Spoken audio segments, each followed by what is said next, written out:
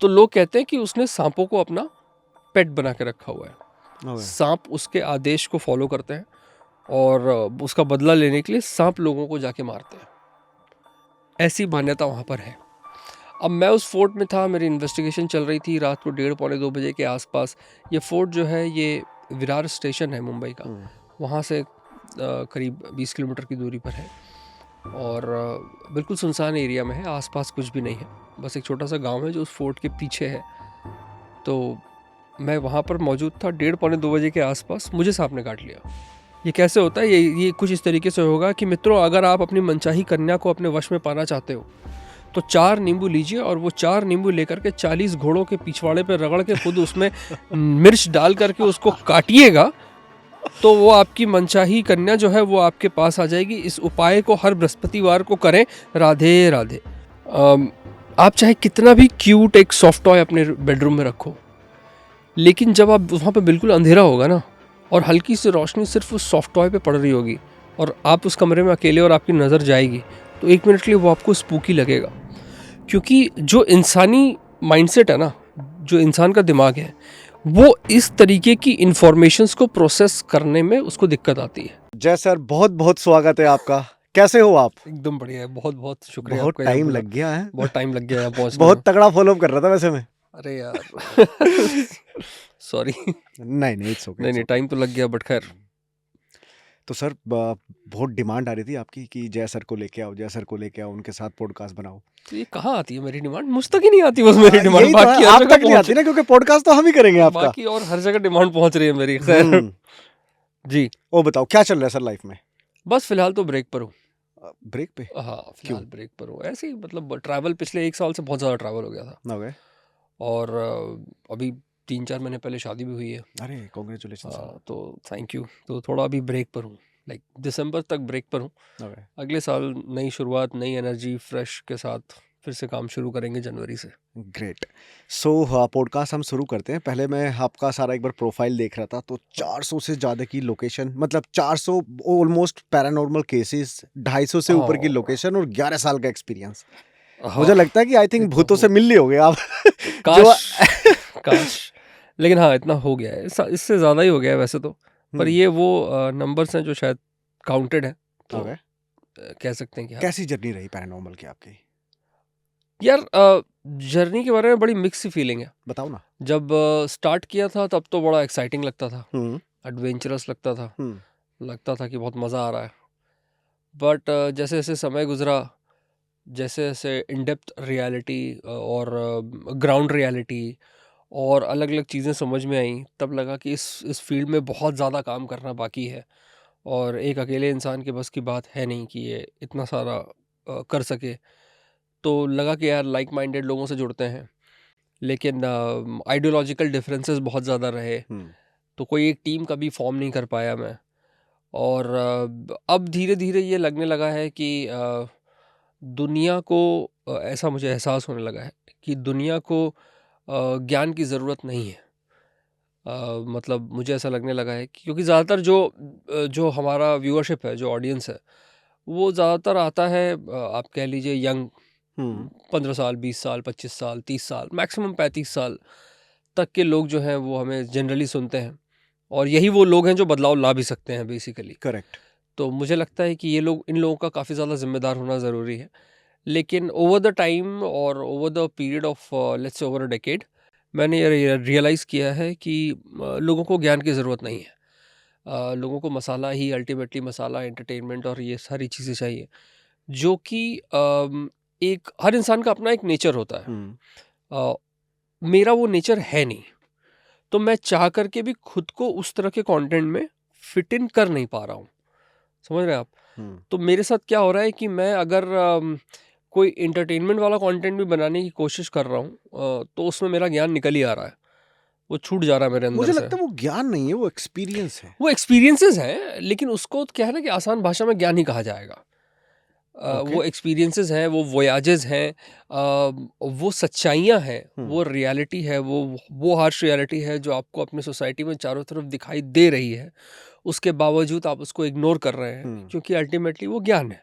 Correct. सो मेरे साथ कुछ ऐसा सफ़र रहा है एंड सो अब मुझे ऐसा लगने लगा है धीरे धीरे कि मुझे फील्ड इन्वेस्टिगेशंस बंद कर देनी चाहिए और मुझे अब स्लोली एक ऑल्टरनेट करियर की तलाश कर लेनी चाहिए।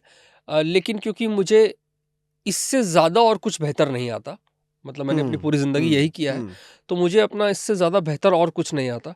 तो मुझे लगता है कि अब एक तो पैरानॉर्मल इन्वेस्टिगेशंस और इससे रिलेटेड कंटेंट ये मैं बहुत अच्छे से बना सकता हूँ। So now I am slowly getting into fictional side of it, like movies, series and the other things. अब मैं वो एरिया थोड़ा ज़्यादा एक्सप्लोर कर रहा हूँ and I am trying to avoid जितना हो सकता है मुझसे कि मैं ग्राउंड इन्वेस्टिगेशंस अब बंद कर दूं।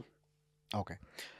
जब आपसे मेरी फ़ोन पे बात हुई थी तो हाँ। वी डिस्कस कि हमको एग्जैक्टली करना क्या है। तो मेरे को बेसिकली फैक्ट्स के ऊपर बात करनी है, ठीक है।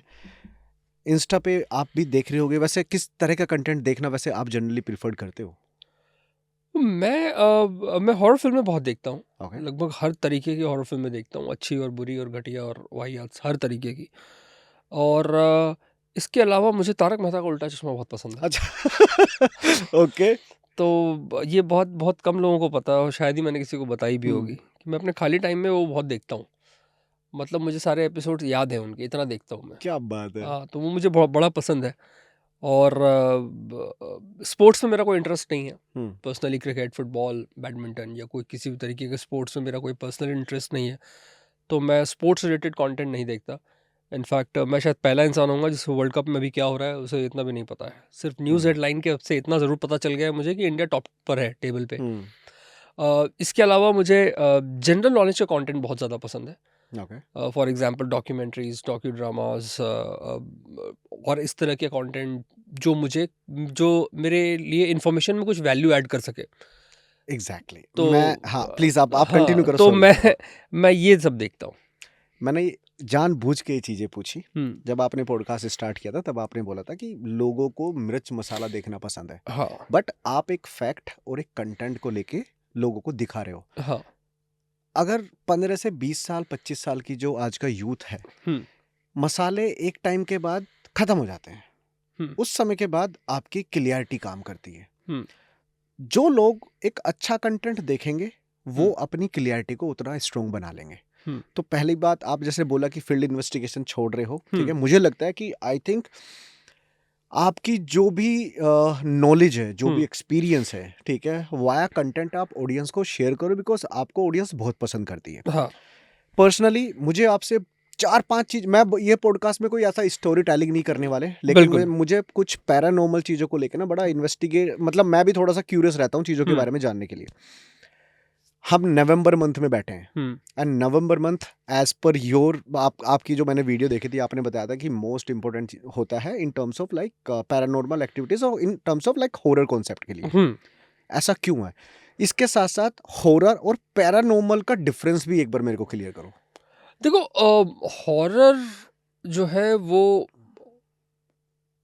किसी भी तरीके का डर हो सकता है। मतलब हॉरर एक इस तरीके का डर है जो बिल्कुल अमानवीय है, जो अचानक से आपके सामने आ जाए और जो आपको डरा दे। ये भूत प्रेत का भी हो सकता है, ये सडनली किसी और तरीके का ऐसा कोई वल्गर एक्ट भी हो सकता है जो यूजुअली क्राइम में होता है। तो हॉरर का जो टर्म का जो डेफिनेशन है वो ये है कि वो एक ऐसा डर जो अचानक से आपको आकर चौंकाने या आपको नुकसान पहुंचाने में कामयाब रहे। जब हम उसके साथ पैरानॉर्मल वर्ड को अटैच कर देते हैं, विच मीन्स कि हम दूसरी दुनिया में चले गए। हमने ये डायमेंशन छोड़ दिया इंसानों का और हम चले गए दूसरी दुनिया में। अब पैरानॉर्मल जो है वो सब्जेक्ट अपने आप में बहुत बड़ा है। इसमें भूत प्रेतों की भी बात हो जाती है, विचेस, चुड़ैल, डायन, आत्माएं, एलियंस और बहुत तरह के फैक्टर्स इसमें आ जाते हैं, डीमंस, डेविल्स। तो पैरानॉर्मल का जब डर इंसानों पर आता है तो उसे हम पैरानॉर्मल हॉरर कह सकते हैं। हॉरर को जब हम पैरानॉर्मल से मिक्स कर देंगे तो ये बन जाएगा दूसरी दुनिया का डर। तो प्राइमरली पैरानॉर्मल और हॉरर तो ये डिफरेंस है। जब हम बात करते हैं पैरानॉर्मल इन्वेस्टिगेशन से अटैच करके पैरानॉर्मल की, तो विच मीन्स कि ये उस तरीके के लोग हैं मेरे जैसे जो दूसरी दुनिया के आए हुए अचानक के क्लेम्स को इन्वेस्टिगेट करते हैं और उन क्लेम्स को इन्वेस्टिगेट करके लोगों को ये बताते हैं कि इसमें सच्चाई कितनी है और क्या है। हालांकि मुझे ऐसा लगता है कि पैरानॉर्मल इन्वेस्टिगेशंस का रोल कुछ और है, लेकिन आज की जो आज का जनरेशन है और जो आज का जो नॉलेज है, उसके हिसाब से एक पैरानॉर्मल इन्वेस्टिगेटर का काम है किसी एक ऐसी कहानी या लोकेशन पे जाना और उसकी सच्चाई लोगों के सामने रखना कि ये है या नहीं है। करेक्ट। लेकिन इसको आई थिंक सोशल मीडिया ने थोड़ा सा अलग ही सिनेरियो में लेके चले गए नहीं, हैं। थोड़ा सा नहीं, बहुत अच्छा। ज़्यादा। मतलब हम तो पैरानॉर्मल इन्वेस्टिगेशन का जो ओरिजिनलिटी है, उससे हम कहीं आसपास भी नहीं है, मतलब 1% भी नहीं है। अगर मैं यही पूछूं कि पैरानॉर्मल की जो इसका ओरिजिन है वो कहाँ से आया इंडिया में? देखो, आपको ये समझना पड़ेगा कि कोई भी चीज़ ना अचानक नहीं होती है। ओके। कोई भी चीज़ एक सिलसिलेवार ढंग से होती है। एक सीरीज ऑफ इवेंट्स होते हैं जो किसी एक चीज़ की पैदाइश करती है। पैरानॉर्मल इन्वेस्टिगेशंस दुनिया में पहली बार इंट्रोड्यूस हुआ था 17th सेंचुरी में, जब जर्मनी के बावरिया शहर में 1776 में एक चर्च में एक आदमी था जिसका नाम था जॉन विशप, एडम विशप। तो उसने बोला कि भैया ऐसा है कि दुनिया में बहुत ज़्यादा अंधविश्वास फैल रहा है और ऐसी बहुत सारी चीज़ें हैं जो फैल रही हैं और हमें कुछ करना चाहिए। तो उसने एक ग्रुप बनाया और उस ग्रुप का 3 प्राइमरी रोल उसने उस वक्त दिए। एक, भूत प्रेत, काला जादू, तंत्र मंत्र, सियोन्स, इस तरीके के अंधविश्वास से हटाना और लोगों को उसकी सच्चाई दिखाना। दूसरा, पावर में बैठे हुए लोगों से सवाल पूछना। और तीसरा, इंसानी जिंदगी पर धार्मिक जोर जबरदस्ती को कम करना। और इस ग्रुप का नाम है इल्यूमिनाती, करेक्ट, जिसको आज हम इल्यूमिनाती के नाम से जानते हैं। तो बेसिकली उन लोगों ने शुरुआत ये की थी कि दुनिया के भर से लोगों के मन से गलत इन्फॉर्मेशन हटानी है। लेकिन आज उन्हीं के बारे में बहुत सारी बाय द वे गलत इन्फॉर्मेशन लोगों के पास है। तो ये शुरुआत वहाँ से हुई। इंडिया में पैरानॉर्मल इन्वेस्टिगेशन इंट्रोड्यूस होता है टेलीविज़न से, क्योंकि इंडिया का कोई ओरिजिनल कॉन्सेप्ट ये है नहीं। ये अर्ली 2000 में जब टेलीविज़न शोज़ आने लगे यूएस में, जहाँ पर पैरानॉर्मल इन्वेस्टिगेटर्स अलग अलग मशीनें और ये वो करके भूत पकड़ने लगे, तब वहाँ से ये कॉन्सेप्ट यहाँ पर इंट्रोड्यूस हुआ। और उसी वक्त विदेश में मौजूद थे हमारे बीच के एक कलीग थे, स्वर्गीय श्री गौरव तिवारी जी। उस वक्त वो विदेश में मौजूद थे, उन्होंने ये देखा, उन्हें वो अच्छा लगा, उनके लिए उनका पैशन जागा। फिर जब वो इंडिया वापस आए तो वो इंडिया में वो सब कुछ मशीनें वहाँ से ले आए और फिर उन्होंने अपना कुछ कंटेंट क्रिएट किया, जिससे कि एक बज़ आया कि भाई हाँ, ऐसा कुछ भी हो रहा है। तो ये शुरुआत तो वहाँ से हुई। लेकिन क्योंकि इसका जो मौलिक आधार था, जो बेस इंफॉर्मेशन थी, जिसको आप कहते हैं कि द लेवल ऑफ क्रिएशन, उसके बारे में हमें कुछ पता ही नहीं था। बेस के बारे में कुछ पता ही नहीं था। तो हमने सिर्फ वही मॉडल फॉलो किया जो विदेशों में दिख रहा था। मतलब अगर टेलीविज़न पर दिखा कि उसने K2 मीटर लगाया और उसने भूत प्रेत से बात करने की कोशिश की, उसमें 4 बत्तियां जली, उसको जवाब मिला तो इसने वो जवाब परसीव किया, तो एग्जैक्टली वही चीज़ सेम उठा के हमने कॉपी कर ली अपने पास, क्योंकि हमारे पास बेस इंफॉर्मेशन तो थी ही नहीं। ये ठीक वैसा ही है, मैं आपको आसान एग्जांपल देता हूँ। ये ठीक वैसा ही है। मान लीजिए किसी ने एक बिल्डिंग बनाई और पड़ोस में किसी ने एक ज़मीन खरीदी। उसने वो बिल्डिंग देख करके वो चौंक गया कि भाई साहब क्या बिल्डिंग बनी है। तो उसने क्या किया, अपने कारीगरों को बोला सेम बिल्डिंग यहाँ भी बना दो। Correct, right. तो सेम बिल्डिंग बनी, भूकंप आया, ये बिल्डिंग गिर गई, वो खड़ी रही। तो इसने पूछा भैया ऐसा क्यों? तो उसने बताया कि भाई साहब हमने अपने बेस में जो है वो earthquake shakers, earthquake proof mechanism और ये सब कुछ लगा रखा है। इस बंदे ने बेस के बारे में तो जानकारी ली ही नहीं, इसने बस कॉपी कर लिया। तो पैरानॉर्मल इन्वेस्टिगेशंस के बारे में भी यही हुआ इंडिया में। सबने कॉपी तो कर लिया कि भाई K2 मीटर आ रहा है, गोस्ट मीटर आ रहा है, EMF आ रहा है, EVP आ रहा है और इस तरीके के और 10-20 गैजेट्स और भी, अब तो खैर कई तरह के गैजेट्स आ गए हैं, वो सब आ रहा है। वो सबने कॉपी तो कर लिया, लेकिन ट्रेडिशनली जो बेस इंफॉर्मेशन थी वहाँ पर हम लैग कर रहे थे और अभी भी कर रहे हैं। तो पैरानॉर्मल इन्वेस्टिगेशंस जो आप इस वक्त भारत में देख रहे हैं वो मेरे हिसाब से सही है ही नहीं। वो ऑथेंटिसिटी के क्लोज भी नहीं है, वो बस परसेप्शन के लेवल की एक इन्फॉर्मेशन, मतलब एक इन्फॉर्मेशन जो बनाई गई है परसेप्शन के ऊपर, ओके। तथ्यों के ऊपर नहीं बनाई गई है, वो फैक्ट्स के ऊपर नहीं बनाई गई है। मतलब एग्जाम्पल देता हूँ मैं आपको, आपने कभी ये शब्द सुना है झोला छाप डॉक्टर? सुना होगा हाँ आपने। हाँ। तो अब क्या है कि एक आदमी जो डॉक्टर है, जिसने 5 साल 7 साल 10 साल 15 साल उस पर्टिकुलर चीज़ में मेहनत की, उसकी एक्सपर्टीज हासिल की, उसने कुछ डिग्री ली, मेहनत की, और तब जा करके वो डॉक्टर बना। बना, और राइट। उसके बाद उसको अधिकार मिला कि वो किसी के शरीर के ऊपर कुछ एक्सपेरिमेंट्स कर सकता है। राइट। दूसरी तरफ क्या है कि एक झोला छाप डॉक्टर है जो उसी डॉक्टर के क्लिनिक में 5 साल तक काम कर रहा था। अब उसने सीख लिया कि डॉक्टर साहब फलानी बीमारी में फलाना इलाज देते हैं। उसने झोला उठा के अपना उसने शुरू कर झोला दिया। उठा के अपने गांव में जाके अपना क्लिनिक शुरू कर दिया। उसने बोला कि भाई साहब, हाँ ये जो है फलानी बीमारी में फलानी दवाई देने, यही सेट रूल है। तो उसने सीधा उठा करके वो वहां कर दिया। तो पैरानॉर्मल इन्वेस्टिगेशन भी वैसा ही है इंडिया में, क्योंकि बेस इंफॉर्मेशन जो है वही गलत है। उसके ऊपर आप चाहे कितनी भी बिल्डिंगें खड़ी कर लो, इससे क्या फर्क पड़ता है। तो ये जो इन्फॉर्मेशन है पैरानॉर्मल इन्वेस्टिगेशंस की, वो परसेप्शन के ऊपर क्रिएट की गई है। मान लीजिए मैंने यूएस का शो देखा, अब उसको देख करके मैंने जो परसेप्शन किए बनाया, उसको मैंने अपने चैनल में या अपने अलग माध्यम से उस इंफॉर्मेशन को आगे कर दिया। तो यहाँ पर गड़बड़ है। वो इन्फॉर्मेशन जो है वो फैक्ट्स पे नहीं आ रही है, वो परसेप्शन पे आ रही है। और ये सिर्फ पैरानॉर्मल इन्वेस्टिगेशंस का हाल नहीं है। आज इंटरनेट पे मौजूद मेरे ख्याल से 99% जो इन्फॉर्मेशन है वो सब परसेप्शन बेस्ड है। ओके। आपके एक्सपीरियंस से ही आपको इतना इन्वेस्टिगेशन का एक्सपीरियंस, कुछ चीज़ें मैंने निकाली जिन पे मेरे को आपसे बेसिकली बात करनी है। वशीकरण। देखिए, वशीकरण के बारे में अभी मेरा तो बहुत खुला विचार है इस बारे में। एग्जैक्टली, मैं वही सुनना चाह रहा हूँ। बहुत कई बार इस बारे में बोल भी चुका हूँ कि मुझे नहीं लगता कि ये सब कुछ असली या असली के करीब भी है। ये सब नकली है, जालसाजी है, झूठ है, और लोगों को बेवकूफ़ बनाने का तरीका है। इसकी वजह से कई तरह के क्राइम होते हैं। करेक्ट। कई तरह के रेप्स होते हैं, कई तरह के यौन शोषण होते हैं। और मुझे इस बात से फ़र्क नहीं पड़ता कि इस वीडियो को देखने वाला कोई ये बोले कि ये तो हमेशा, क्योंकि जब मैंने इस तरह के बारे में बातचीत की है, मैं क्लैरिफाई कर देता हूँ, इस तरह की बातचीत जब भी मैंने की है, लोगों ने मुझसे कहा है कि कमेंट पढ़ा है मैंने कि ये एंटी हिंदू है। मुझे एक बात नहीं समझ में आ रही कि ये कौन सा हिंदुइज्म था या है या सनातन था या है जो वशीकरण सिखा रहा था। मतलब ये कौन से पुराणों में है? मैंने तो कभी नहीं पढ़ा। जितना मैं खुद एक हिंदू हूँ और जितना मैं अपने धर्म को समझता हूँ, मैंने ये तो कभी नहीं पढ़ा कि भाई हिंदुइज्म में वशीकरण है, काला जादू है। ये कहाँ है? तो अगर मैं इसके बारे में बात कर रहा हूँ तो मैं हिंदुइज्म के खिलाफ कैसे हो गया? तो सबसे पहले तो ये अगेन ग्राउंड लेवल का इंफॉर्मेशन ही गलत है, परसेप्शन बेस्ड है।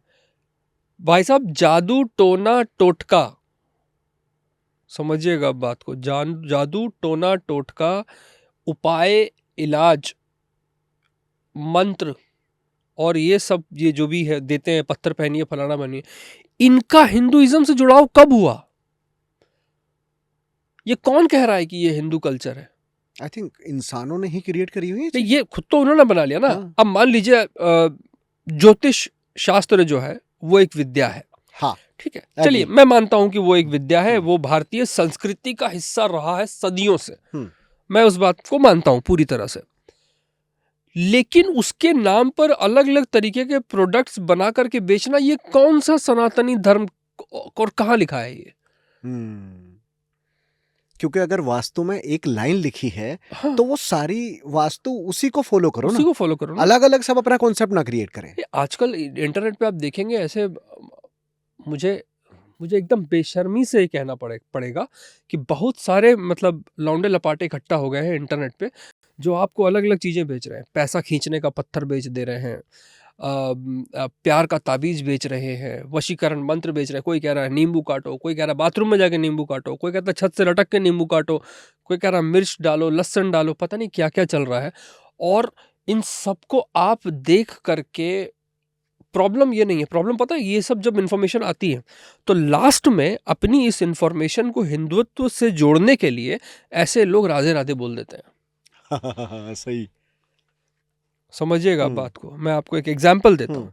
ये कैसे होता है, ये कुछ इस तरीके से होगा कि मित्रों, अगर आप अपनी मनचाही कन्या को अपने वश में पाना चाहते हो तो 4 नींबू लीजिए और वो 4 नींबू लेकर के 40 घोड़ों के पिछवाड़े पे रगड़ के खुद उसमें मिर्च डाल करके उसको काटिएगा, तो वो आपकी मनचाही कन्या जो है वो आपके पास आ जाएगी। इस उपाय को हर बृहस्पतिवार को करें। राधे राधे। तो अब देखिए क्या हुआ कि बाकी पहले का जो भी था सब बकवास है, सब झूठ है, इन सब का किसी धर्म से कोई लेना देना नहीं है। लेकिन जब उन्होंने आखिरी में ये साइकोलॉजिकल गेम खेल दिया कह के कि राधे राधे, उसके बाद आप कमेंट बॉक्स पढ़िए, वो सब ये हो जाएगा कि ये सब हिंदुत्व है। अरे भाई, ये हिंदुइज्म कब से हो गया? ये सनातन कब से हो गया? हम्म एक ऐसा धर्म जिसके ऊपर दुनिया को नाज होना चाहिए, जो दुनिया का सबसे पुराना धर्म है, जो आज भी सबसे, मुझे लगता है कि पूरी दुनिया में सबसे मजबूत धर्म अगर कोई है तो वो हिंदू धर्म है, करेक्ट जिसकी बुनियाद काफ़ी ज़्यादा मजबूत है। और वैसे धर्म के बारे में आप ऐसी बातें कर रहे हो और कोई इंसान अगर आपको बोल रहा है कि नहीं ये गलत है, तो आप कहते हो कि वो एंटी हिंदू है। तो एंटी हिंदू नहीं है भाई साहब, आपको समझना पड़ेगा, आप गलत सोच रहे हैं। तो ये वशीकरण की वजह से ऐसे बहुत सारे लोग, ये कर कौन लोग रहे हैं? ये बेसिकली वो लोग कर रहे हैं जो या तो वो खुद किसी तरीके का सेक्स ढूंढ रहे हैं, एग्जैक्टली ठीक है, या वो किसी तरीके की कमाई ढूंढ रहे हैं, या वो किसी तरीके का अपना धंधा चला रहे हैं और लोगों से पैसे ठग रहे हैं। ये देश एक, जो इस देश का जो, जिस युवा की बात मैं कर रहा हूँ, ये पढ़ा लिखा युवा नहीं है, ये गांव में है, ये छोटे शहरों में है। इनके पास क्या होता है ना कि इनके मोहल्ले में होती है एक लड़की जो सबसे ज़्यादा सुंदर होती है, उसके पीछे हैं 10, सब उसको पटाना चाहते हैं। अब मैं ये टर्म यूज़ कर रहा हूँ कि पटाना चाहते हैं, क्योंकि उनका भी मकसद जो है वो कोई उनसे इश्क करके शादी करके और अपना घर बसाने का नहीं है। अब उनको राइट जब कोई उपाय नहीं मिल रहे तो वो इस तरीके के लोगों के पास जा रहे हैं, और इस तरीके के लोग जो हैं वो इनडायरेक्टली उनको रेप करने की सलाह दे रहे हैं। एग्जैक्टली मैंने ना ये सवाल आपसे पूछा ही इसलिए कि इन सब चीज़ों की वजह से पैसों की ठगी तो हो रही है, साथ ही साथ शोषण बहुत ज़्यादा हो बहुत रहा ज़्यादा है, हो रहा है। बहुत ज़्यादा हो रहा है। तो ये एक अवेयरनेस वीडियो है, जो लोग इस पॉडकास्ट को देख रहे होंगे, सुन रहे होंगे, तो मैं चाहूँगा कि इस चीज़ को शेयर करो, क्योंकि मुझे लगता है आपकी मेंटालिटी और मेरी मेंटालिटी ना बिल्कुल पैरेलल ही है, like we are on the same page. जो आप सोचते हो ना कहीं मैं भी उसी बैकग्राउंड से ही सोचता हूँ एग्जैक्टली। देखिए बात यह ना कि जो मैं सोचता हूँ, जो आप सोचते हैं, ज़्यादातर लोग इसी तरीके से सोचते हैं, जो भी सेंसिबल इंसान होगा। करेक्ट। लेकिन मुझे नहीं लगता कि जो इस वक्त का सबसे ताकतवर हथियार है इंटरनेट, वो सेंसिबल लोगों की जगह है। मुझे ऐसा इन पर्टिकुलरली नहीं लगता है। हाँ। मतलब धीरे धीरे और ज़्यादा हालात बिगड़ते जा रहे हैं। तो ये जो है, ये हालात जो है ख़राब हो रहे हैं। और ऐसे में कहते हैं ना कि जब सुनामी आती है तो आपको एडवाइस दिया जाता है किसी ऊंची जगह पे चले जाइए। जब भूकंप आता है तो आपको एडवाइस दिया जाता है किसी दरवाजे की ओट के नीचे बैठ जाइए, टेबल के नीचे, पलंग के नीचे छुप जाइए। ये वैसा ही है। अज्ञानता, अमूर्खता की सुनामी आ चुकी है इंटरनेट पे। अब जिस भी इंसान को बचना है वो या तो ऊंचाई पे चला जाए या कहीं छुप जाए। इसके लपेटे में आएगा, ये वो तबाह हो जाएगा। ओके, इसी के साथ साथ ना एक टॉपिक और है हम्म विच इज कॉल्ड नेक्रोमेसी। हम्म इस पे क्या आपका थॉट है, क्या क्या लगता है आपको? देखिए, नेक्रोमेंसी जो है वो पिछले मैं कह सकता हूँ कि एक दशक में भारत में काफ़ी तेज़ी से फैला है। और 4-5 साल से तो इसका एक कमर्शियल रूप भी हमारे सामने देखा गया है। इसका कोई एग्जांपल या कोई केस ऐसा हो? जैसे पहले तो मैं आपके व्यूअर्स को ये बता दूं नेक्रोमेंसी होता क्या है, हाँ एग्जैक्ट, सॉरी, हाँ क्योंकि हाँ, बहुत सारे लोगों को शायद पता नहीं होगा। होगा। तो नेक्रोमेंसी बेसिकली एक ऐसी टेक्निक है जिससे आप भूत प्रेतों या दूसरी दुनियाओं से बात कर सकते हैं, या उनसे किसी तरीके का कनेक्शन आप स्टैब्लिश कर सकते हैं। इसमें अलग अलग तरीके हो सकते हैं, जैसे प्लान शेट हो गया, या फिर वीजी बोर्ड, जो भी आप वो उसको कैंडल कहते हैं, वाला वो कैंडल वाला हो गया, कॉइन गेम्स हो गए, ईएमएफ मीटर से बातचीत करना हुआ, मशीनों से बातचीत करना हुआ।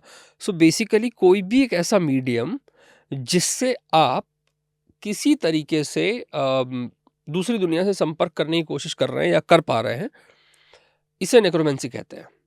अब नेक्रोमेंसी जो है, इसके कई तरह के प्रकार पहले हुआ करते थे। सियोंसिस थे, सियोंसिस में क्या होता था कि एक ग्रुप एक साथ बैठ करके, अभी एक फिल्म आई है डिज्नी हॉटस्टार पर है मेरे ख्याल से, अ हॉन्टिंग इन वेनिस, काफ़ी अच्छी फिल्म है। काफ़ी अच्छी फिल्म में से कहने का मेरा मतलब है ये कहानी बहुत ही ज़्यादा गंदी है, बहुत बकवास है। मतलब वन ऑफ द मोस्ट वाहियात हॉरर स्टोरीज जो मैंने अपनी ज़िंदगी में देखी है। अच्छा। हाँ, लेकिन उस फिल्म का जो पिक्चराइजेशन है वो काफ़ी अच्छा है। मतलब उन्होंने वेनिस शहर में शूट किया है और कलर कॉम्बिनेशंस और जो स्क्रीन प्ले है फिल्म का वो आपको बांध के रखता है। वो एक अच्छी फिल्म है, लेकिन अगर आप उसमें कहानी एक्सपेक्ट करेंगे तो मत करने जाइएगा। लेकिन हाँ, वो उसका स्क्रीन प्ले इतना टाइट है कि आपको 2 घंटा 10 मिनट आपको ब्रेक लेने की ज़रूरत नहीं पड़ेगी, आप वन गो में देख लेंगे। So it's a very nice film. तो उसमें भी एक ऐसा सीन है जिसमें सियोंस परफॉर्म करते हैं ये लोग। तो सियोंस का बेसिकली क्या होता है, एक ग्रुप एक जगह बैठ जाता है, उसके बीच में एक मीडियम बैठा हुआ होता है। मीडियम वो होता है, मीडियम हम उसे कहते हैं जो इंसानी दुनिया और दूसरी दुनिया के बीच में एक कनेक्शन स्टैब्लिश कर सकता हो, उसे हम मीडियम कहते हैं। तो ये मीडियम वहाँ बैठती है और वो सियोंस परफॉर्म करती है। तो जब सियोंस होता है तो उसमें बाकी सारे लोगों को पता चल जाता है कि कुछ हुआ है। यूजुअली क्या होता है कि एक मीडियम होता है जिसके अंदर कुछ आता है, वो जवाब देता है। लेकिन सियोंस में क्या होता है कि सबको पता चल जाता है। ओके। तो नेक्रोमेंसी के ऐसे कई और तरीके के वो रहे हैं। तो नेक्रोमेंसी पिछले 4-5 सालों में भारत में एक कमर्शियल रूप ले चुका है। ओके। 10 साल में पिछले 10 साल में ये बढ़ा काफ़ी तेज़ी से है। अब ऐसे कई तरह के लोग अचानक से आ गए हैं इंडिया में जो कहते हैं कि वो भूत प्रेतों से बात कर सकते हैं। मैं तांत्रिकों की बात नहीं कर रहा हूँ, वो तो हमारे कल्चर का हिस्सा रहा है। राइट। तो वो तो रहे हैं पहले से ही। बात यहाँ हो रही है पढ़े लिखे लोगों की, जो सूट बूट पहनते हैं, अंग्रेजी में बात करते हैं, इंटरनेट का इस्तेमाल करते हैं। वो लोग हैं जो नेक्रोमेंसी मीडियम्स हैं, क्लेयरवॉयंस हैं, ऐसे कई तरह के लोग हैं जो अब बता रहे हैं कि अब वो भूत प्रेतों से बड़े पैरानॉर्मल इन्वेस्टिगेटर्स हैं जो बातचीत कर पा रहे हैं लोकेशंस पे जाके। सो ऐसे लोग हैं, कई बट लोग दिस इज हैं। Not real, right? देखिए, अगर आप मेरा ओपिनियन चाहते हैं तो नहीं, मुझे तो नहीं लगता। मैं इसलिए भी पूछ रहा हूँ, आई थिंक अगर हम कोई भी पुरानी चीजें हम डिस्कस करें, हाँ चाहे हमारे कल्चर में, क्योंकि मुझे लगता है जो चीजें हमारे कल्चर में स्टार्टिंग से है ना, हाँ वो बेसिकली एक टाइम पे बेसिकली लुप्त हो जाए, लेकिन कहीं ना कहीं वो उनका कुछ ना कुछ कन रहता है। नहीं, मुझे तो ऐसा लगता है कि मेरे कल्चर में जो चीज़ें, मेरे इतिहास में जो चीज़ें रही हैं, दुनिया तो अब को पता चल रहा है कि ये चीज़ें अभी होती हैं बाकी दुनिया को। तो मैं तो बहुत ज़्यादा हाँ, कल्चरली है बहुत ना? ज़्यादा तो रिच ये हूँ मैं। चीजें नेक्रोमेंसी हमारे कल्चर का हिस्सा कभी थी नहीं, नहीं जिसको लोगों ने अब बना दिया कि ये पुरानी चीजें हैं। नहीं, हमारे यहाँ कभी ये इस तरह का कल्चर नहीं रहा। हमारे यहाँ कभी भी, भाई साहब, हमारे यहाँ भूत प्रेत, फिर अगेन मैं फैंसी टर्म्स यूज़ करता हूँ ताकि लोगों को समझ में आए, क्योंकि आजकल ये बच्चों को यही पता है। पोल्टरगीस्ट्स, डीमंस, डेविल्स, विचेस, सेटन, इस तरह के जो फैंसी टर्म्स हैं जो पूरी तरीके से 100% वेस्ट से आ रहे हैं और डिफरेंट और कल्चर से आ रहे हैं। ये हमारे यहाँ तो था ही नहीं। हमारे यहाँ तो राक्षसों का कल्चर हुआ करता था, दानवों का कल्चर हुआ करता था। हमारे यहाँ तो लोक गाथाएं और फोकलोर्स होती थी। तो हमारे यहाँ तो ये सब कभी था ही नहीं। हमारे यहाँ आत्माओं का जिक्र ज़रूर है, और पुण्य आत्माएं, अच्छी आत्माएं, बुरी आत्माएं। आत्माओं का भी एक जीवन होता है, मृत्यु के अच्छा, बाद भी एक जीवन है। इसके बारे में थोड़ा सा बताओ, नहीं ये मैं मतलब पहली बार हमारे में तो यही है ना कि भाई मृत्यु के बाद भी एक जीवन है, जब तक उस आत्मा को मोक्ष नहीं मिल जाता। अब जैसे हमारे कल्चर में पिंडदान होता है। सो पिंडदान में क्या होता है कि जब हमारा कोई चला जाता है तो उसकी आत्मा की शांति के लिए हम अपने पिंडों का दान करते हैं। भारत में बहुत जगहों पे होता है। गया एक बहुत ज़्यादा फेमस लोकेशन है इस बारे में, बिहार में, जहाँ कई लोग जाते हैं पिंड दान करने। तो हमारे यहाँ तो इस तरह के कल्चर्स हैं। ये पता नहीं, पोल्टरगीस्ट और सेटन और ये सब तो हमारे यहाँ इंट्रोड्यूस किया गया है पिछले 10-20 सालों में। तो ये तो वो है, ये वहाँ से आ रहा है, इसका हमसे कोई लेना देना नहीं है। ओके।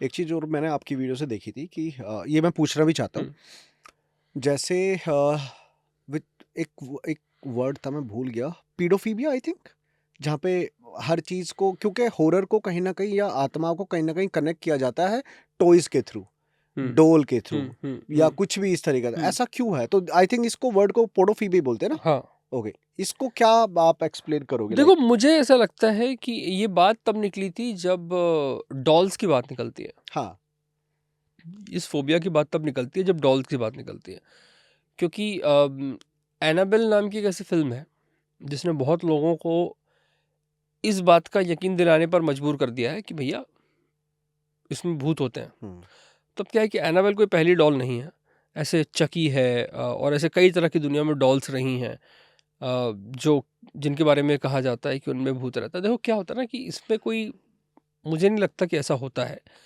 अ, ये एक तरीके की साइकोलॉजी है। हम्म, अम, आप चाहे कितना भी क्यूट एक सॉफ्ट टॉय अपने बेडरूम में रखो, लेकिन जब आप वहाँ पे बिल्कुल अंधेरा होगा ना और हल्की सी रोशनी सिर्फ उस सॉफ्ट टॉय पे पड़ रही होगी और आप उस कमरे में अकेले और आपकी नज़र जाएगी, तो एक मिनट के लिए वो आपको स्पूकी लगेगा।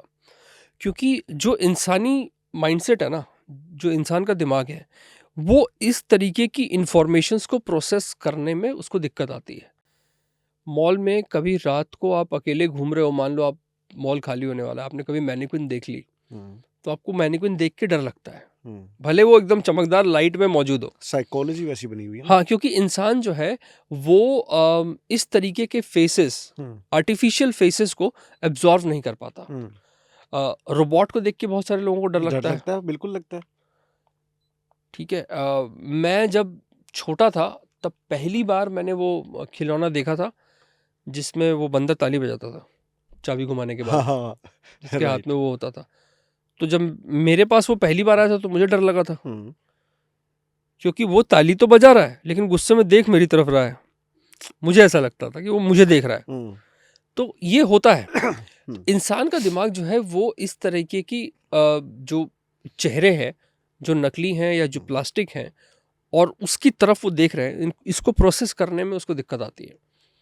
और जिस भी इंफॉर्मेशन को इंसान को प्रोसेस करने में दिक्कत आएगी उसका जवाब वो डर से देगा हमेशा, क्योंकि डर जो है वो बेसिकली इंसान के दिमाग के लिए एक शील्ड की तरह काम करता है। डर आपके अंदर, आपका दिमाग आपको डराता है ताकि आप अपने लिए एक प्रोटेक्टिव लेयर बना लें, करेक्ट। जिससे कि आप बचने की कोशिश कर सकें। भीड़ में कहीं गोली चली, आपको डर लगा, डर इसलिए लगा क्योंकि आपको ये डर है कि वो गोली कहीं आपको न लग जाए। तो तुरंत आपका दिमाग जो है वो आपके सामने डर की एक शील्ड रखता है और आपको मजबूर करता है कि आप या तो वहाँ से भाग जाएं, छुप जाएं, पुलिस को इन्फॉर्म कर लें, जो भी नेसेसरी कोर्स ऑफ एक्शन होता है वो आप लें। और ये हमेशा होता है। और जब भी इंसान उस शील्ड को इग्नोर करता है तो या तो उसके साथ कोई हादसा होता है। फॉर एग्जाम्पल ऐसे कई बाइकर्स हैं जो काफ़ी तेज़ बाइक चलाते हैं, जो वो चला रहे हैं उनको पता है कि भारतीय सड़कें 120, 130, 140, 150 की स्पीड की चलाने के लिए नहीं बनी है। वो बहुत अच्छी बाइक चलाते हैं, उनकी बाइक भी बहुत अच्छी है, सड़कें भी बहुत अच्छी हैं, बट यहाँ का ट्रैफिक उस तरीके का नहीं है। करेक्ट। कौन कब कहाँ से निकलेगा यू नेवर नो, एंड ज़रूरी नहीं है कि आपकी कैलकुलेशन सही हैं। तो कई बार जब वो उस स्पीड पे पहुँचते हैं तो ऐसे कुछ बाइकर्स हैं जिनसे मैंने बात की थी, वो एक पॉइंट आता है जहाँ हमें लगता है कि ये अब ज़्यादा हो रहा है, तो हम अपनी स्पीड को कम कर लेते हैं या हम साइड में रुक करके ब्रेक ले लेते हैं, कुछ देर अपने दिमाग को शांत करते हैं। अब उसी साइन को जो इग्नोर कर जाते हैं कई बार वो हादसों को मीट कर जाते हैं। तो ऐसा होता है। तो ये इंसान का दिमाग, ये कह लीजिए आपकी डर जो है वो आपका, आपके लिए भगवान का गिफ्ट है, वो आपको बचा के रखता है। ओके, बट आपको इतना एक्सपीरियंस है, कभी ऐसा फील हुआ है कि क्या सच में जो आत्मा या भूत या प्रेत रहता है वो टॉयज की तरफ ज्यादा अट्रैक्ट होते हैं? नहीं ना। ओके, सिर्फ टॉयज की नहीं है, यहाँ पर बात हो रही है एक वाइडर रेंज की, यानी कि ऑब्जेक्ट हॉरर की। हाँ, ऑब्जेक्ट हॉरर। तो ऑब्जेक्ट हॉरर में सिर्फ टॉयज नहीं आते और कई तरह के आते हैं, जैसे कुछ घड़ियां आती हैं। अक्सर आपने देखा होगा और फिल्मों में घड़ियों का बड़ा इंपॉर्टेंट रोल होता है, खासकर वो पेंडुलम वाली जो घड़ियां होती हैं, टिक टिक टिक टिक। तो साइकोलॉजी को रूट किया जाता है, आई थिंक, इंसान वो रूट होता है। अब जो घड़ियां आने लगी हैं जो हमारी दीवारों पे लगती हैं, अब तो उन घड़ियों में आवाज़ें नहीं होती हैं, साउंडलेस होती है। लेकिन पहले अगर आपको याद हो तो पहले जो घड़ियां आती थी आज से 5 साल 10 साल पहले, उनमें सेकंड जब वो टक टक करके सेकंड घूमता था तो आवाज़ आती थी। तो जब बिल्कुल शांति हो जाती थी ना रात में, तो वो आवाज़ जो है सेकंड की काफ़ी ज़्यादा डरावनी लगती थी, क्योंकि तो उस ऐसा समय होता है। फोकस वहां पे हो जाता है ना। वो ऐसा होता है। बट तो इतना हाँ जी प्लीज। हाँ, तो मेरा एक इन शॉर्ट ये कहना चाह रहा हूँ कि मुझे नहीं लगता कि ऑब्जेक्ट हॉरर में कुछ सच्चाई है। अगेन, आपसे जितनी भी बातचीत मैं कर रहा हूँ ये मेरा पर्सनल ओपिनियन है, हाँ हाँ ठीक है। और ये बिल्कुल भी किसी के ऊपर अप्लाई नहीं होता कि हाँ भाई आपको ऐसा मानना चाहिए। अगर आपको मेरी बात में लॉजिक लगता है, आप सहमत हैं तो मानिए। बट मैं तो सहमत हूँ, सहमत इसलिए नहीं कि आप मेरे गेस्ट हो, आप मेरे से बात करो, सहमत इसलिए हूँ क्योंकि आपको एक स्पेसिफिक इंडस्ट्री का इतना लंबा, इतने टाइम से आप कर रहे हो, एक एक्सपीरियंस है, तो कहीं ना कहीं आप एक बेटर वे में गाइड कर सकते हो आज की जो जनरेशन बोल दो, मैं यूथ बोल दूँ, या जो मिसगाइडेड लोग हैं, क्योंकि इन चीज़ों से कहीं ना कहीं बहुत सारी चीज़ें बेकार हो रही है हमारे देश की। हाँ, इतना सारा एक्सपीरियंस आपको है, कभी आपको पर्सनली कभी कुछ फील कभी हुआ है, कुछ इतनी सारी लोकेशंस पे आप जाते हो? नहीं, फील तो होता है। तो कई लोकेशंस ऐसी हैं जहाँ पर आप जाओगे तो कभी ना कभी कुछ ना कुछ ऐसा स्पूकी हो जाता है जो आपने एक्सपेक्ट नहीं किया हुआ हो। मुझे सिर्फ कोई एक ऐसा एक्सपीरियंस जैसे बताओ। अब जैसे मान लीजिए कि कई बार ये एक बहुत पुरानी बात है, जब मैं बिल्कुल नया नया था। मैं मुंबई में एक जगह है वसई फोर्ट, वहाँ पे मैं एक इन्वेस्टिगेशन कर रहा था। अब उस फोर्ट के बारे में कहानी है, इन शॉर्ट में बताता हूँ हाँ मैं हाँ। आपको। कहानी है कि वहाँ पर एक औरत काला जादू करती थी, उसको लोगों ने मार करके उसी फोर्ट में कुएं में फेंक दिया, और अब वो वापस आई है, अपना लोगों को हॉन्ट करती है, अपना बदला ले रही है। अब उस फोर्ट में जो है बहुत ज़्यादा सांप मिलते हैं। वो एरिया वैसा है कि सांपों के लिए एक अच्छा एनवायरनमेंट है वहाँ पे। तो लोग कहते हैं कि उसने सांपों को अपना पेट बना के रखा हुआ है। सांप उसके आदेश को फॉलो करते हैं, और उसका बदला लेने के लिए सांप लोगों को जाके मारते हैं। ऐसी मान्यता वहाँ पर है। अब मैं उस फोर्ट में था, मेरी इन्वेस्टिगेशन चल रही थी, रात को 1:30-2 बजे के आसपास। ये फोर्ट जो है ये विरार स्टेशन है मुंबई का, वहाँ से करीब 20 किलोमीटर की दूरी पर है, और बिल्कुल सुनसान एरिया में है, आसपास कुछ भी नहीं है, बस एक छोटा सा गांव है जो उस फोर्ट के पीछे है। तो मैं वहाँ पर मौजूद था 1:30-2 बजे के आसपास, मुझे सांप ने काट लिया। हाँ, तो अब वहाँ पर तो वेनम भी बड़ा, मतलब एंटी वेनम कहाँ से लाएंगे आप, और वो सांप भी था वेनमस। उसके जितना हम, क्योंकि एक पैरानॉर्मल इन्वेस्टिगेटर के नाते मुझे नहीं पता बाकी लोग क्या ट्रेनिंग लेते हैं, पर मैंने तो हर तरह की ट्रेनिंग ले रखी है। वाइल्ड लाइफ सर्वाइवल, जानवरों की आवाज़ें, कौन सी जानवर कैसी आवाज़ होता है, कौन कैसे रिएक्ट करेगा, कब कितना, मतलब काफ़ी हद तक मैंने इस पर काम किया हुआ है। तो मुझे इतना तो समझ में आ गया था कि 1 घंटे के अंदर जो है ये जहर अपना असर दिखाना शुरू करेगा। आसपास कोई हॉस्पिटल भी नहीं था, 1:30-2 बज रहे थे, मेरे पास कोई व्हीकल भी नहीं था, कुछ भी नहीं था। मैं बाहर निकला, लकली मुझे एक ऑटो वाला मिल गया। उस वक्त वहाँ 8-9 बजे के बाद कोई नहीं जाता, बट फिर भी मिल गया। तो यहाँ पर 2 चीज़ें हुई। एक तो वो सांप, ऐसी कहानी के बाद सांप का काटना। दूसरा, चमत्कारी तौर से एक ऑटो वाले का वहाँ मिल जाना। ये बहुत मुश्किल है आज भी, हालांकि ये बात मैं कर रहा हूँ 7-8 साल पहले की, लेकिन अगर आप आज भी वहाँ पर जाओगे तो आपको हार्डली वहाँ पे कोई ऑटो वाला मिलेगा 8-9 बजे का। ऑटो वाला तो छोड़ो, कोई इंसान भी नहीं दिखता, क्योंकि सांप है, सुनसान इलाका है, लोग यूजुअली ज़्यादा जाना पसंद नहीं करते हैं। करेक्ट। तो वो मिल जाना, तो ये दोनों चीज़ें अपने आप में थोड़ी अलग है। प्रॉब्लम तब होगी जब मैं इसको एक सुपर नेचुरल इंसिडेंट बता के आपके सामने प्रोड्यूस करूंगा। इसमें 4-5 चीज़ें और लगा दूंगा मैं, मिर्च मसाला। हाँ, थोड़ा बहुत और मैं लगा दूंगा कि मुझे औरत की पहले शैडो दिखी, फिर सांप ने काटा।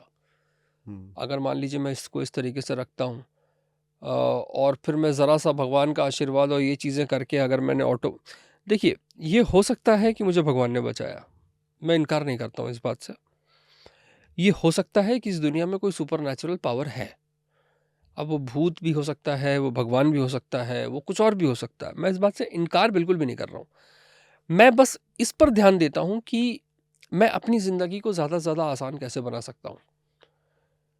जिस ज़िंदगी में ऑलरेडी 50 समस्याएं हैं, हम सबके अपनी अपनी स्ट्रगल्स हैं, हम सबकी अपनी अपनी कहानियाँ हैं, डेली चैलेंजेस हम सबके सामने आते हैं, फिर वो कोई भी हो, बड़े से बड़ा, राजा का राजा, रंग से रंग, हर किसी के अपनी चैलेंजेस हैं। तो मैं अपनी ज़िंदगी ये सोच के ज़्यादा, थोड़ा मेरी ज़्यादा आसान हो जाती है कि ये सब कुछ इस तरीके से काम नहीं करता। और जब बात आप करते हैं ऐसे इंसिडेंसेस की, तो होते हैं, और भी लोगों के साथ होते होंगे। इस पूरी दुनिया में इतने लोग हैं जो बताते हैं कि हमारे साथ पैरानॉर्मल एनकाउंटर्स हुए हैं, वो सब झूठ बोल रहे हैं ऐसा मैं नहीं मानता। सब गलत बोल रहे हैं, मैं बिल्कुल ही उसको ऑब्जेक्टिफाई नहीं कर रहा हूँ, लेकिन इतना आसानी से हो रहा है ये मेरे लिए हजम करना थोड़ा मुश्किल हो गया है हम्म कि हर दूसरा आदमी भूत प्रेत से बात कर ले रहा है, हर कोई लोकेशन पे जा करके इन्वेस्टिगेशन कर रहा है, वहां उसको सबूत मिल जा रहे हैं, समझ रहे हैं।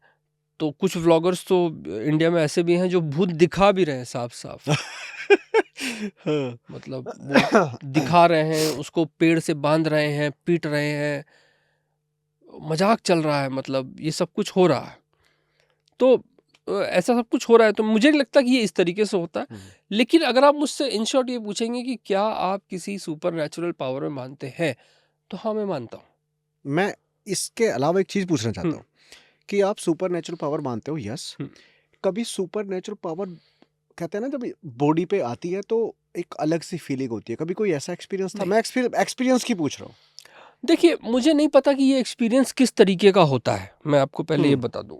इसका परसेप्शन किस तरीके से हो सकता है मुझे नहीं पता, लेकिन ऐसे कुछ लोग हैं जिन्होंने पिछले कुछ सालों में मुझसे ये बहुत सशक्त तरीके से कहा है कि तुम्हारे ऊपर किसी की तो क्या बोलते हैं वो, मतलब किसी का हाथ है तुम्हारे सर पे। हो गए। और ये बात मुझसे किसी एक इंसान ने नहीं कही है। अम, कुछ ऐसे ज्योतिष शास्त्र हैं जिन्होंने मुझसे ये बात कही है। एक बार मुझे महाकाल के मंदिर के पास, उज्जैन के पास, अकॉर्डिंग टू देम वो सिद्ध पुरुष थे, उन्होंने मुझसे देखते ये बात कही थी। और ऐसे और भी कुछ लोग रहे हैं।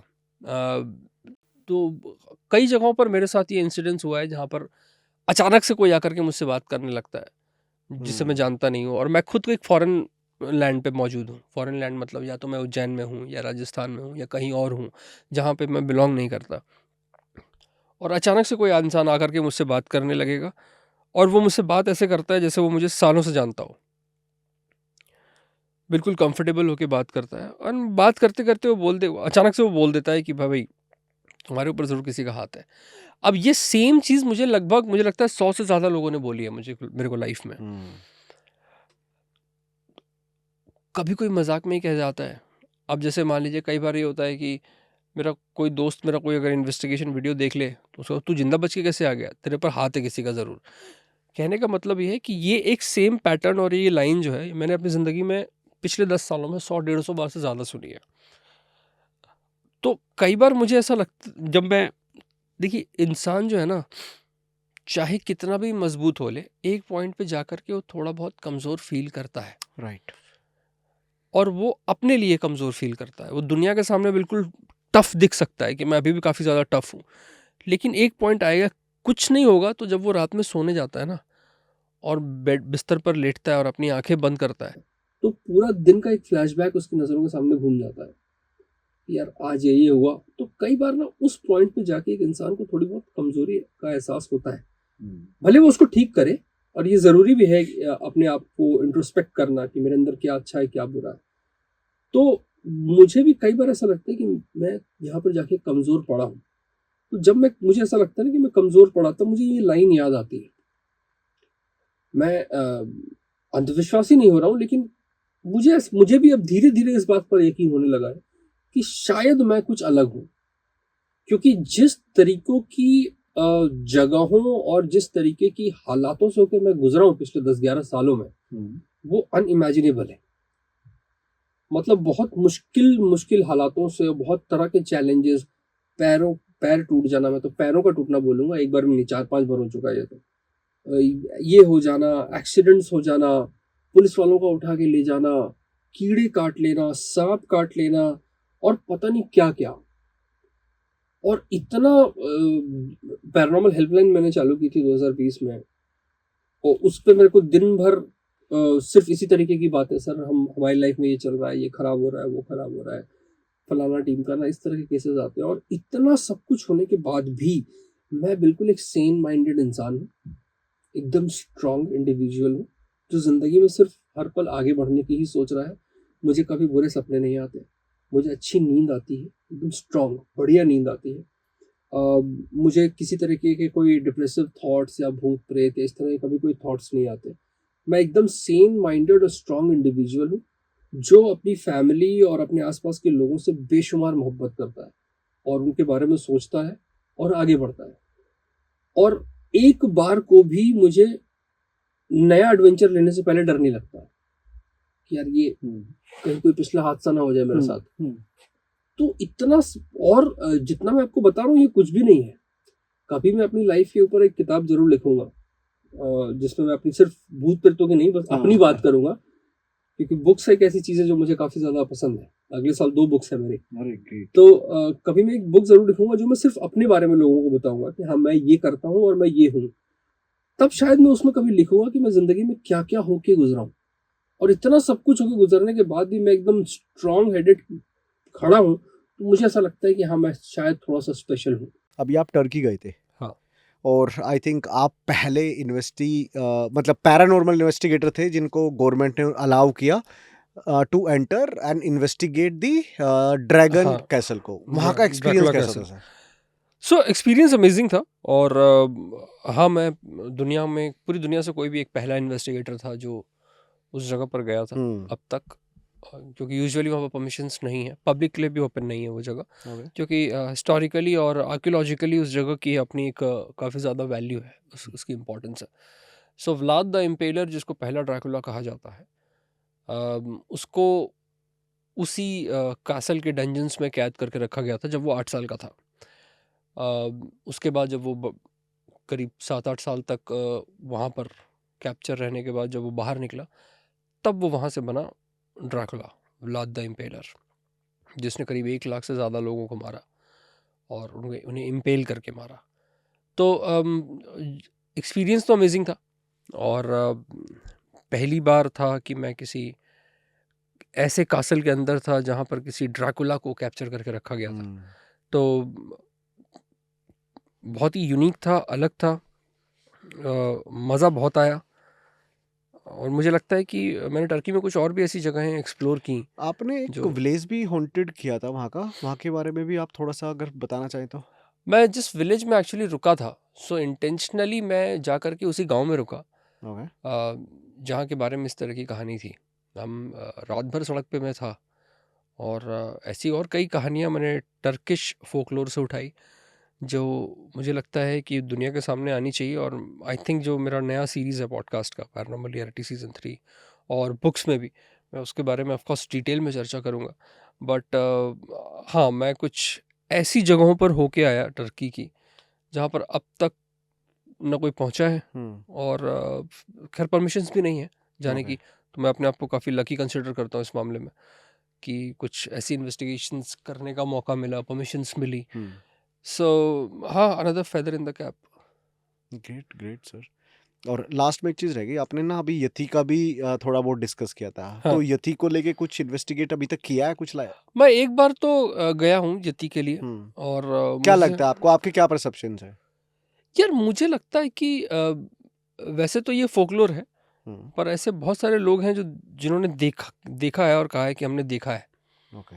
और इस पे कोई भी सच्चाई तभी सामने आएगी। देखिए दिक्कत क्या हो जाती है ना हम जैसे लोगों के साथ, कि हमें सपोर्ट नहीं मिल रहा है। ओके। हमें लोकल लोग, governments, state governments, tourism departments, ये लोग सपोर्ट नहीं दे रहे हैं। अब जैसे फ़र्ज़ कीजिए कि अगर एक मेरे जैसा इंसान जो जा कर के भानगढ़ का मिथ बस्ट करना चला जाए, क्योंकि मैं तो मानता हूँ वो बेवकूफ़ियत है, वो एक कहानी है, कॉमेडी सर्कस है वो, और कुछ नहीं है भानगढ़। तो मैं अगर चला जाऊँ उस जगह का मिथ बस्ट करने, और मैं चाहूँ कि जो लोकल प्रणाली है, एडमिनिस्ट्रेशन है, वो मेरा साथ दे, ताकि मैं यहाँ के लोगों का अंधविश्वास ख़त्म कर सकूँ। बट वो करेंगे नहीं ना वो सर? नहीं देंगे, वो मुझे एक्सेस नहीं देंगे, वो परमिशंस नहीं देंगे, लोकल लोग मेरा साथ नहीं देंगे।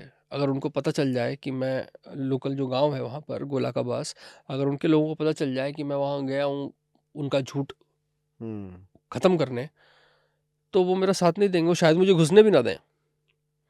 और ऐसा ही ज़्यादातर लोकेशंस और उनकी जगहों के बारे में होता है। तो क्या है कि एक समाज को बेहतर बनाने के लिए पूरे समाज की ज़रूरत पड़ती है। एक आदमी समाज बेहतर नहीं बना पाता है। करेक्ट। समाज जब खुद चाहेगा बेहतर बनना, तभी वो कोशिशें करेगा, तभी वो वैसे लोगों से मिलेगा, वैसे ही जुड़ाव से बात करेगा। यहाँ तो क्या है कि हमारे समाज का हो चुका है सत्यानाश। जो हिसाब किताब है वो तो यही है। राइट। ठीक है, इंटरनेट पे हो चुका है बहुत ज़्यादा ख़राब मामला। हमारे जो रोल मॉडल का जो ढांचा होता है, हर हर समाज का एक अपना एक रोल मॉडल होता है, जिसको देख करके सीख करके जनरेशन्स आगे बढ़ती हैं, उससे कुछ सीखती हैं, उससे कुछ आगे करना चाहती हैं। तो हमारे समाज का जो रोल मॉडल का ढांचा है वो तो हो गया टूट के चकनाचूर। अब हमारा जो रोल मॉडल हैं वो इंटरनेट सेलिब्रिटीज़ हैं, वो मूवी स्टार हैं, वो ऐसे लोग हैं जो ज़्यादातर एंटरटेनमेंट और फैशन इंडस्ट्री से हैं या यूट्यूब की इंडस्ट्री से हैं। अब अगर ये लोग, मैं ये नहीं कर रहा ये गलत काम कर रहे हैं, ये बहुत अच्छा काम कर रहे हैं, मेरे मन में इनके सबके लिए बहुत ज़्यादा इज्जत है, उसमें कोई डाउट ही नहीं है। लेकिन यहाँ ना मुझे मुझे ऐसा लगता है कि जब बात आती है ना कि समाज को किसको सेलिब्रेट करना चाहिए, तो मुझे लगता है कि इन लोगों को सेलिब्रेट नहीं करना चाहिए। वो अपना काम कर रहे हैं और उनको भी सेलिब्रेट करना चाहिए जितना उनका हक बनता है और जितना उन्हें सेलिब्रेट होना चाहिए। कल को अगर मुझे लगता है कि अगर मैं कोई फ़िल्म मेकर बन गया, तो मैं नहीं चाहूँगा कि मुझे कोई सेलिब्रिटी के तौर पर लोग याद रखें। मैं एक फ़िल्म मेकर हूँ। तो समाज का जो ये जो स्टेटस है ना, ये बहुत ज़्यादा इस वक्त हमारा बहुत बुरा है। हम स्पोर्ट्समैन को कर रहे हैं, सेलिब्रेट कर रहे हैं। स्पोर्ट्समैन को एक्चुअल में नहीं कर रहे, वो जब जीत रहा है नहीं सिर्फ नहीं, तब कर रहे हम हैं। सिर्फ क्रिकेटर्स को कर रहे हैं ना, हाँ। सिर्फ क्रिकेटर्स को कर रहे हैं। कुछ और भी कर रहे हैं, लेकिन किसी एक को कर ले रहे हैं जिसने सबसे बढ़िया कर दिया। अभी जैसे मैं पर्सनली बहुत बड़ा फ़ैन हूँ सुनील छेत्री साहब का। मैं उनको बहुत मानता हूँ। उनकी एक लाइन है जो मैंने कहीं सुनी थी कुछ साल पहले और वो मेरे ज़हन में बस गई है। अंग्रेज़ी में कहीं पे उन्होंने कहा था, keep doing it, you don't like it, keep doing it. वो चीज़ मुझे बहुत अच्छी लगी थी उनके बारे में, बड़ा प्रभावित हुआ था मैं। तो कई बार ऐसा होता है, लेकिन मुझे नहीं लगता कि इंटरनेट सेलिब्रिटीज़, चाहे वो कोई भी हो, चाहे वो कैरी हो या फिर आशीष चंचलानी हो या एल्विश यादव हो या कोई भी हो, मैं ये कहना चाह रहा हूँ, सब अच्छा काम कर रहे हैं, सब बहुत अच्छा कर रहे हैं और सब और खूब आगे बढ़ें, खूब तरक्की करें। लेकिन मुझे नहीं लगता कि ये मेरे समाज का रोल मॉडल होना चाहिए। समझ रहे हैं आप? मुझे लगता है कि मेरे समाज का रोल मॉडल आर्मी वाला होना चाहिए और स्पोर्ट्समैन होने चाहिए। ऐसे लोग जो लिटरेचर में बहुत सारा काम कर रहे हैं वो होने चाहिए, मैथमेटिशियंस होने चाहिए, साइंटिस्ट होने चाहिए। मुझे लगता है कि मेरे समाज का जो जो फॉलोअरशिप का जो ढांचा है ना, और इससे ज़्यादा मैं उम्मीद रख भी नहीं सकता कि आज हमारे, अगर मैं हमारी इंडस्ट्री की बात करूँ, लेट्स से मैं फिल्म इंडस्ट्री की बात करूँ, तो आज मेरी औकात किस पर जज की जाएगी? इस बात पे जज नहीं की जाएगी कि मैं कितना काम कर चुका हूँ और मुझे क्या-क्या काम आता है। मेरे इंस्टाग्राम पर फॉलोवर कितने हैं, इस बात से मुझे जज किया जाता है कि अच्छा एक पैरानॉर्मल इन्वेस्टिगेटर के 1.25 लाख मेरे इंस्टाग्राम पे, शायद 1 लाख कुछ 10,000 ऐसा कुछ है। इतने कैसे हो गए तुम्हारे? तो भाई साहब, कुछ लोगों के लिए इतने कैसे हो गए? 10 साल से काम कर रहे हो, बस 1 लाख फॉलोवर हैं। कुछ लोगों के लिए वो भी सिस्टम है। तो अब क्या है कि अब ठीक है, मैं सोशल मीडिया पे उतना ज़्यादा ध्यान देता नहीं हूँ। मैं उसे एक प्रोफ़ेशनल टूल की तरह, आपने अगर मेरा यूट्यूब चैनल देखा होगा तो शायद 6-7 महीने पहले कोई वीडियो आई होगी। हाँ, बहुत लंबा टाइम हो गया आपने हाँ, हाँ, 6 महीने हो गए आपने जो वीडियो डाली थी। इंस्टाग्राम पे भी मैं अपने पर्सनल कंटेंट डालता हूँ क्योंकि मुझे नहीं लगता कि वो सही जगह है मुझे अपना कंटेंट बताने के लिए। मुझे अपना कंटेंट बताने के लिए और बड़ा प्लेटफ़ॉर्म चाहिए। मुझे लगता है कि मुझे पॉडकास्ट करने चाहिए, फ़िल्म्स करनी चाहिए, सीरीज़ करनी चाहिए, बुक्स लिखनी चाहिए। मुझे लगता है कि मुझे ये करना चाहिए और इंस्टाग्राम और यूट्यूब वो मेरे लिए ऐप्ट जगह नहीं है। राइट। नहीं, मुझे लगता है आपका थॉट प्रोसेस बहुत ही ज़्यादा यूनिक है, डिफरेंट भी है और एक कहते हैं ना कि कॉन्सेप्ट, किसी भी चीज़ को लेके कॉन्सेप्ट बनाते हैं। हाँ, जैसे हम कोई काम करते हैं, कॉन्सेप्ट बनाते हैं, या मूवी कर रहे हैं, कॉन्सेप्ट बनाते हैं, हाँ। या कंटेंट बना रहे हैं तो कॉन्सेप्ट बनाते हैं। तो मुझे लगता है टुवर्ड्स द लाइफ जो आपने अपना कॉन्सेप्ट बना रखा है ना, वही चीज़ें आप इम्प्लीमेंट करना चाहते हो समाज में। कुछ लोग ऑप्ट कर लेते हैं, कुछ लोग नहीं कर पाते। हाँ, वो तो बात है ही। देखिए गांधी जी की एक लाइन है ना कि be the change you want to be. I mean, मैं अंग्रेजी में शायद इसको सही नहीं बोल पाया। हिंदी में उसका अर्थ ये ज़रूर है कि भाई आप समाज में जो बदलाव देखना चाहते हैं, पहले वो बदलाव खुद के लिए पास एग्जैक्टली। अंदर लाएँ। तो मुझे लगता है कि ये चीज़ें हैं अब। लेकिन हाँ, जैसा मैंने कहा कि स्टार्टिंग में, जैसे मैंने आपसे कहा था कि जब सुनामी आती है तो छत पे चले जाते हैं। तो इंटरनेट पे अज्ञानता की सुनामी आई हुई है। जो लोग बचना चाहते हैं, सेन रहना चाहते हैं, वो छत पे चले जाएं। इससे आप बच नहीं सकते। मतलब आप लाख चाह लेंगे, आप चेंज नहीं कर, क्योंकि वन वर्सेस आर्मी हो जाता है यहाँ पर। राइट। यहाँ पे वन वर्सेस आर्मी है। आप मैं अगर पैरानॉर्मल इन्वेस्टिगेशन से रिलेटेड कुछ एक वीडियो बनाने की सोचूं भी, तो उसके अगेंस्ट 200 वीडियोस हैं जो ये बता रहे हैं कि केटू मीटर सही है, और मेरा एक वीडियो है जो कह रहा है कि नहीं भाई ये गलत है। तो मैं मोनोपोली होगी ना एक तरह, हाँ, और तो जहाँ पे मोनोपोली आ जाएगी वहाँ पे फिर आप नहीं मैं सर्वाइव कर कुछ नहीं कर पाएंगे। सकता। अब जो लोग उसमें समझदार हैं, जो जानते हैं, तो अब उन वीडियोस की रीच 2-3 मिलियन है, मेरी 10,000 है। तो ये 10,000 वो लोग हैं जिनको पता है कि मुझे क्या देखना है, मुझे क्या चाहिए। So basically you believe on the quality not quantity. ये मैं नहीं, ये वो लोग बिलीव कर रहे हैं हाँ, जो देख रहे हैं, एग्जैक्टली। या जो मेरा पॉडकास्ट सुन रहे हैं, या जो मुझे फॉलो कर रहे हैं, ये वो लोग उनका बिलीफ है कि भाई हाँ, हमें क्वालिटी चाहिए लाइफ में। लेकिन हाँ, इससे बच नहीं सकते। ये तो मैंने पिछले करीब 6 महीने 1 साल में रियलाइज़ कर लिया है। और मुझे रियलाइजेशन का वैसे तो कई मोमेंट आए थे, लेकिन मुझे पहला रियलाइजेशन का दौर तब लगा था जब मैंने, अभी शायद एल्विस साहब ने बिग बॉस जीता है। हालांकि मैं उन्हें जानता नहीं हूँ पर्सनली, ना मैं कभी मिला हूँ, ना मेरी कोई बातचीत हुई है।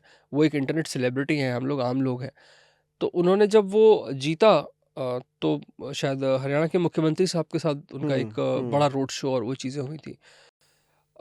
बहुत अच्छा है ये, जेन्युइनली बहुत अच्छा है। बट मुझे बड़ा आघात लगा ये देख करके। मुझे लगा कि नहीं, ये नहीं होना चाहिए था। मुझे लगा कि और बहुत सारी चीज़ें थी करने के लिए। एक राजनेता के तौर पर उनको ये नहीं करना चाहिए था। तो मुझे लगता है कि अभी ये दौर है, ये दौर भी जाएगा। दिक्कत ये है कि जब ये चला जाएगा तब तक शायद देर ना हो जाए, राइट। क्योंकि जो बुनियाद है ना, वो बुनियाद कमज़ोर कर रहा है ये सब कुछ। तो वो हो सकता है कि आगे लोग हमसे ज्ञान ले लेके पता नहीं कहाँ चले गए, और हम अपनी ही बुनियाद की जड़ों को जो है वो खोखला कर रहे हैं। तो वो एक बहुत बड़ी दिक्कत हो रही है। जो बच्चे आज 17, 18, 19, 20, 22 साल, 25 साल की उम्र में हैं, ये आज से 15 साल बाद बड़ा पछताएंगे। ऐसा को क्या बोलोगे आप? नहीं, मैं कुछ नहीं, मैं कौन होता हूँ किसी को कुछ बोलने वाला। नहीं, मैं सबकी अपनी जिंदगी है, मतलब अपना तरीका है। एक भी लाइनर में अगर कोई आपको बहुत ज्यादा एडमायर कर रहा है, देखिए, मान लो पॉडकास्ट देखते देखते यहाँ तक आ गए, अगर मैं पूछूं लास्ट लाइन फॉर जो अभी आपने एज क्राइटेरिया बताया है, क्या बोलोगे ऐसे यूथ को? देखिए, मैं इसमें मतलब एक चीज़ तो मैं बोलूँगा कि लाइफ में हमेशा लॉजिक के लिए जाओ, मैजिक के लिए मत जाओ। Go for logic always. दूसरा मैं ये ज़रूर कहूँगा कि भाई अपने रोल मॉडल्स बदलो, अपने रोल मॉडल्स को चेंज करो। कुछ ऐसे रोल मॉडल्स बनाओ, अगर बनाने हैं तो। नहीं बनाने हैं तो फिर तो कोई बात ही नहीं है। लेकिन अगर किसी को फॉलो करना है और रोल मॉडल्स को फॉलो करना है, तो ऐसे लोगों को फॉलो करो जिनसे वाकई ज़िंदगी में कुछ बदलाव हो सके। और तीसरी और सबसे आखिरी चीज़, बिना ज्ञान के इंसान का दिमाग खाली होता है। ज्ञान चाहिए, वो ज़रूरी है। ये सुनने में बड़ा, आजकल ज्ञान शब्द जो है वो बड़ा एक सरकास्टिक हो गया है कि ज्ञान मत दे, ज्ञान मत दे, हाँ। है ना। इसी को अब लोग अंग्रेजी में कह दें कि माइंडफुलनेस कीजिए। हमारे ऐप से 129 रुपए का सब्सक्रिप्शन लीजिए और माइंडफुलनेस कीजिए, तो वो लोगों को अट्रैक्ट कर रहा है। तो ये जो कंसेप्चुअल प्रॉब्लम हो गई है ना सोसाइटी में, इसको जरा चेंज कर लो। वैसे हम बैठे थे ये पॉडकास्ट एक पैरानॉर्मल थीम पे, बट ये सडनली कहीं और चला गया। मुझे लगता है आपसे और बहुत सारी नहीं, बातें ये सब कुछ पैरानॉर्मल ही है। अच्छा। ये जितना कुछ हो रहा है ना अभी इस वक्त, ये सब कुछ नॉर्मल नहीं है, ये पैरानॉर्मल ही है। बट मुझे लगता है एक ऐसा एक इम्पैक्टफुल हम पॉडकास्ट कर सकते हैं जहाँ पे हम सोशल कोज जो है थोड़े बहुत छोटे मोटे या यूथ वाले, हम उनको लेके भी कुछ अच्छा बना सकते हैं। बिकॉज़ क्या है आपकी और कि मेरे सोच काफी मैच कर रही है। मेरे लिए ये पहला पॉडकास्ट था जहाँ पर मैंने भूत प्रेतों की बातें कम की हैं, और एज एन इंडिविजुअल मैं क्या सोचता हूँ, मैं अपनी सोच ज़्यादा एक्सप्रेस कर पाया हूँ। सो उसके लिए बहुत बहुत शुक्रिया आपका। क्योंकि यूजुअली तो ये होता है कि जहाँ जाओ बैठो, बेसिकली 4 फेज़ होते हैं। पहले में वो पूछ लेते हैं बड़ा बड़ा शुक्रिया आपका आने का। दूसरे में अच्छा भाई आप ये क्या करते हो, कब से कर रहे हो, कितना कमा लेते हो। और तीसरे में पूछ लेते हैं आप अपना कोई एक्सपीरियंस बताओ, कहाँ कहाँ भूत देखा है आपने। और चौथे में अब नया-नया क्या करोगे? बस ये 4 चीज़ों में बात खत्म हो जाती है। तो एज़ एन इंडिविजुअल ये मेरे लिए भी ऐसा पहला एक्सपोज़र था जहाँ पर कह सकते हैं आप मेरी पर्सनैलिटी बाहर निकल के आई कि मैं क्या सोचता हूँ और किस तरीके से लाइफ को लीड करने का देखता हूँ। मैं कोई मोटिवेशनल स्पीकर वगैरह तो हूँ नहीं। बन लेकिन सकते जितना हो मुझे लेकिन नहीं, वैसे। नहीं, बिल्कुल नहीं, बिल्कुल नहीं। मैं खुद को नहीं मोटिवेट कर पा रहा हूँ। यहाँ तक आने के लिए खुद को मोटिवेट करने में कितने दिन लग गए मुझे। देखो यहाँ आने के लिए तो मैंने मोटिवेट किया हाँ, तो मैं वही है तो ना? बोल रहा हूँ। हाँ, क्योंकि हमने 15 साल सेल्स करी है तो हम पता है कि फॉलो भैया स्ट्रॉन्ग रखना पड़ेगा। अ, बट आई नो आपके भी बहुत सारे नहीं, शेड्यूल्स थे तो नहीं, नहीं, यू वर प्रॉब्लम आल्सो तो थी बिजी। लेकिन फिर भी मतलब कहने का हाँ, मतलब है कि मैं खुद को मोटिवेट नहीं कर पाया टाइमली यहाँ पहुँचने में। चलो तो मैं दुनिया को तो क्या करूँगा? देर आए दुरुस्त आए सर, आए तो है ना? हाँ, चलिए। तो मुझे लगता है कि काफ़ी सारी चीज़ें डिस्कस कर ली हैं। तो जो लोग स्पेशल आए होंगे कि हॉरर स्टोरी, तो ये हॉरर स्टोरी तो मुझे नहीं पता आप लोगों ने मतलब इस कॉन्सेप्ट को लेके, बट मेरा कॉन्सेप्ट कुछ और था, बट था हॉरर और पॉडकास्ट के आसपास। साथ ही साथ पर्सनल कुछ बातें हो गई जो कि मुझे लगता है कि यूथ को अप्लाई करनी चाहिए अपनी लाइफ में, हाँ, मतलब है ना सर? मुझे लगता है कि अगर आप देखिए क्या है ना, कोई भी चीज़ डायरेक्टली नहीं होती, स्पेस फ़ोकस नहीं होता। हम्म, सो अगर आप मुझे यहाँ बिठा देंगे कि भूत प्रेत की 4 कहानी सुना और जा, तो वो नेचुरली मैं वैसा हूँ नहीं, क्योंकि मेरे पास कहानियाँ हैं नहीं। हम्म, वो कहानी सुनने के लिए आप कहीं और ट्यून इन कीजिए, आपको करेक्ट। बहुत सारी कहानियाँ मिलेंगी। चलो सर, मुझे तो बहुत अच्छा लगा आपके साथ बैठ के शूट करके बातें करके नहीं, नहीं, थैंक और यू सो आपको मच। पर्सनली आपका थॉट प्रोसेस जान के। Well, thank you so so much. Thank you Jay sir, thank you so thank you much. Very much.